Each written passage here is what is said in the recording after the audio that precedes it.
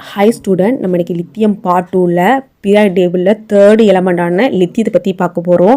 லித்தியத்தோட atomic number பார்த்தீங்கன்னா 3. அதோட atomic mass வந்து 6.941 கிராம் பெர் மோல். இது ஒரு ஆல்கலி மெட்டலாக இருக்குது. இது ஒரு சாஃப்டான மெட்டலாக இருக்குது. இது ஒரு கலர் பார்த்தீங்கன்னா சில்வர் கலரில் இருக்குது, சில்வரி ஒயிட் கலரில் இருக்குது. இது ரியாக்டிவிட்டி பார்த்தீங்கன்னா இது ஒரு ஹைலி ரியாக்டிவ் எலமெண்டாக இருக்குது.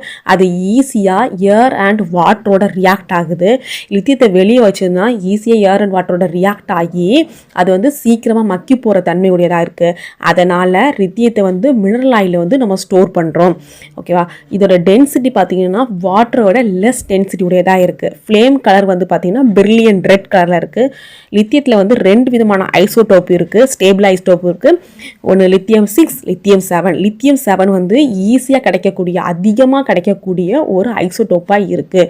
இதோட யூசஸ் பார்த்தீங்கன்னா லித்தியம் அயன் பேட்டரிஸ் வந்து ஸ்மார்ட் ஃபோன், எலக்ட்ரானிக் கார்ஸ் இதெல்லாம் வந்து யூஸ் பண்ணுறாங்க. மெடிக்கல் ஃபீல்டில் லித்தியம் வந்து யூஸ் ஆகுது. நியூக்ளியர் வெப்பன்ஸ் வந்து லித்தியம் வந்து யூஸ் ஆகுது. ஏர் கண்டிஷனில் வந்து நீர் உறிஞ்சும் தன்மைக்கு வந்து லித்தியம் வந்து யூஸ் பண்ணுறாங்க. Okay, thank you student. இந்த மாதிரி ஒவ்வொரு எலமெண்ட்டை பற்றின ஃபுல் டீட்டெயில் பார்க்குறதுக்கு நம்ம சேனலை சப்ஸ்கிரைப் பண்ணிக்கோங்க. Okay, thank you student.